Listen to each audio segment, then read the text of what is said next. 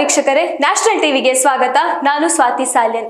ಚಿನ್ನದ ಮೇಲಿನ ಬ್ಯಾಂಕ್ ಸಾಲ ನವೆಂಬರ್ ಅಂತ್ಯಕ್ಕೆ 125% ಹೆಚ್ಚಳವಾಗಿದೆ. ಚಿನ್ನದ ಬೆಲೆ ಏರಿಕೆಯಿಂದಾಗಿ ಗ್ರಾಹಕರು ಹೆಚ್ಚಿನ ಸಾಲ ಪಡೆಯುತ್ತಿದ್ದಾರೆ. ವಾಹನದ ಸಾಲ 11% ಏರಿಕೆಯಾಗಿದೆ.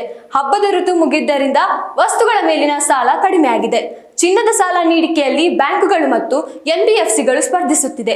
ಎನ್ಬಿಎಫ್ಸಿಗಳು 3 ಲಕ್ಷ ಕೋಟಿ ರೂಪಾಯಿ ಸಾಲ ನೀಡಿದರೆ ಬ್ಯಾಂಕುಗಳು 50.35% ಮಾರುಕಟ್ಟೆ ಪಾಲು ಹೊಂದಿದೆ. ಚಿನ್ನದ ಮೇಲೆ ಬ್ಯಾಂಕುಗಳು ನೀಡುವ ಸಾಲದ ಪ್ರಮಾಣ ನವೆಂಬರ್ ಅಂತ್ಯದ ವೇಳೆಗೆ 125% ಹೆಚ್ಚಿದೆ.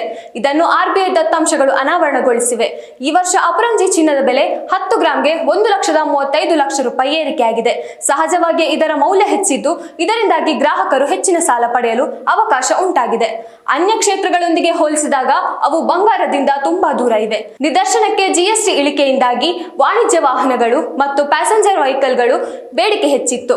ಇದರಿಂದಾಗಿ ವಾಹನ ಸಾಲದ ಪ್ರಮಾಣ 11% ಹೆಚ್ಚಿದೆ.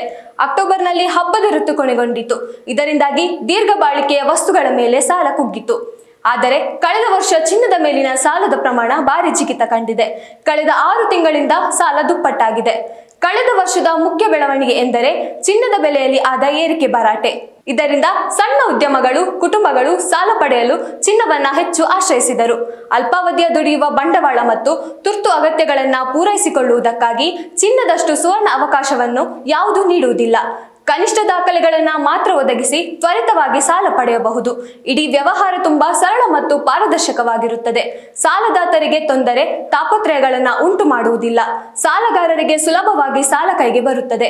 ಇಂತಹ ಅನುಕೂಲಕರವಾದ ಪರಿಸ್ಥಿತಿಯನ್ನ ಚೆನ್ನಾಗಿ ಮನದಿಟ್ಟುಕೊಂಡು ಮಾಡಿರುವ ಬ್ಯಾಂಕೇತರ ಹಣಕಾಸು ಸಂಸ್ಥೆಗಳು ಚಿನ್ನದ ಸಾಲ ನೀಡಲು ನಾಮುಂದು ತಾಮುಂದು ಎಂದು ನುಗ್ಗುತ್ತಿವೆ. ಈಗ ಇವುಗಳು ಕೊಟ್ಟಿರುವ ಚಿನ್ನದ ಸಾಲದ ಬಾಕಿ ಮೊತ್ತ 3 ಲಕ್ಷ ಕೋಟಿ ರೂಪಾಯಿ ಆಗಿದೆ. ಬ್ಯಾಂಕುಗಳು ಎನ್ಬಿಎಫ್ಸಿಗಳನ್ನ ಕೊಂಚ ಮೀರಿಸಿವೆ. ಚಿನ್ನದ ಸಾಲದ ಮಾರುಕಟ್ಟೆಯಲ್ಲಿ 50.35% ಪಾಲು ಹೊಂದಿದೆ. ಉಳಿದ ಪಾಲು ಹಣಕಾಸು ಕಂಪನಿಗಳು ಹೊಂದಿವೆ ಎಂದು ಆರ್ಬಿಐನ ಇತ್ತೀಚಿನ ಟ್ರೆಂಡ್ ಅಂಡ್ ಪ್ರೋಗ್ರೆಸ್ ವರದಿ ಮಾಡಿದೆ. ಇನ್ನಷ್ಟು ವಿಷಯಕ್ಕಾಗಿ ನೋಡ್ತಾ ಇರಿ ನ್ಯಾಷನಲ್ ಟಿವಿ. ಧನ್ಯವಾದಗಳು.